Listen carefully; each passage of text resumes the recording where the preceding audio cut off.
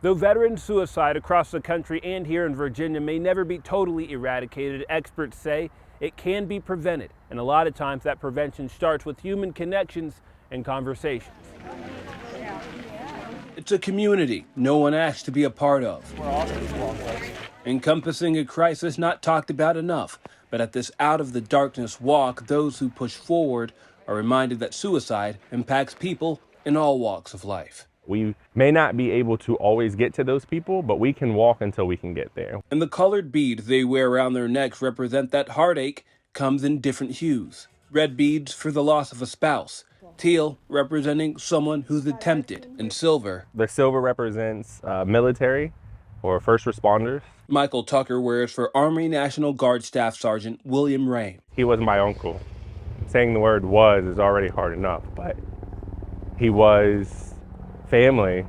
I mean, for many months, he was like a big brother to me. I grew up with him. It was something that he truly enjoyed and he was proud to do. And he did it for 18 years. And like so many others, Tucker never suspected his uncle was silently suffering. He was always just ridiculously goofy for no reason. Until April 25th, 2020, while Rame was still serving.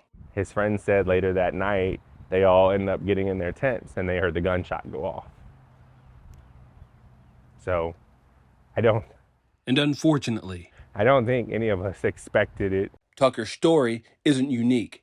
I would say too many times. Retired Navy chaplain Carl Trost knows that better than most. My responsibility was to make sure that you had everything that you needed to be able to practice your faith. For 25 years, it was Trost's job to ensure his sailors' mental and emotional needs were met, sometimes with success.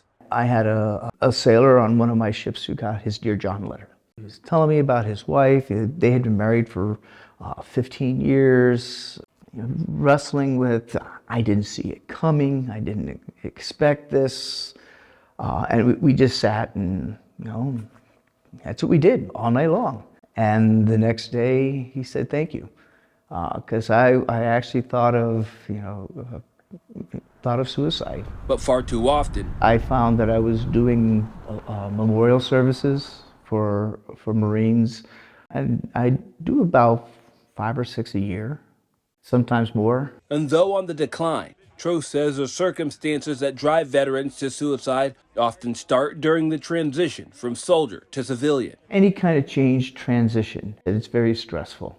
And depending upon what kind of resiliency skills you have, you can manage the stress, or the stress may manage you. According to the 2022 National Veteran Suicide Prevention Annual Report from the U.S. Department of Veteran Affairs, in 2020, there were over 6,000 veteran suicides, an average of nearly 17 veterans a day. Taking a closer look at the Commonwealth, the report shows that Virginian veterans accounted for 181 deaths in 2020. Nationally, firearms accounted for over 70% of all suicide among veterans. But in Virginia, firearms were used in over 80% of veteran suicides. While the statewide report touts that the Virginia suicide rate among veterans is significantly below the national average, Brandy Jankaitis with the State Department of Veteran Services says the report still doesn't reflect the true scope of the crisis. That picture gets a lot bigger when you talk about those that may have had suicidal ideation or attempts, and then Denver got logged by a provider. To that end, Jankaitis says the Virginia Veteran Family Support Program, which operates through the DVS, receives about $6.7 million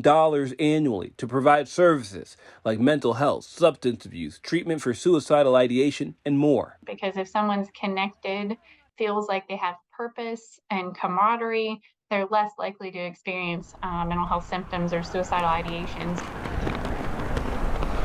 A nonprofit known as Empower is trying to achieve similar outcomes by training transitioning veterans for cybersecurity jobs for free through a program called SkillBridge. If you have a living wage and you have somebody in your life who cares about you, that loves you, then you've got a real advantage, right? And you've got at least this support network that can help be a preventative measure toward some of these other things that we're facing in the mental health and depression arena.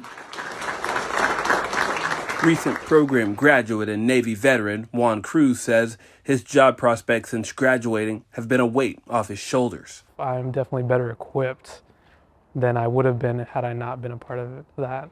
But no plan is perfect. A veteran among the most recent SkillBridge cohort took his own life weeks before graduating. We can't really see on the outside. It's something that, the funniest people, the most joyous people that you can be encountering, they might be the ones that are experiencing it. And that's something that I've seen firsthand. In addition to advocating for more resources, A lot of us are very prideful.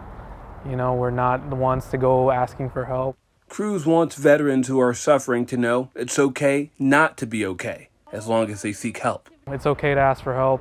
It's okay to go see somebody. It's okay to let somebody know how you're feeling. We can try to help someone. A message Tucker vows to continue communicating to other veterans in an effort to save lives. There are shields, there are heroes, there are people that we look at to do a job, but they need to be remembered that they are still people and they still struggle just the same. Reporting for VPM News Focal Point, I'm AJ Nwoko. Thank you for watching. Continue to follow Virginia News and Stories by subscribing to our VPM YouTube channel.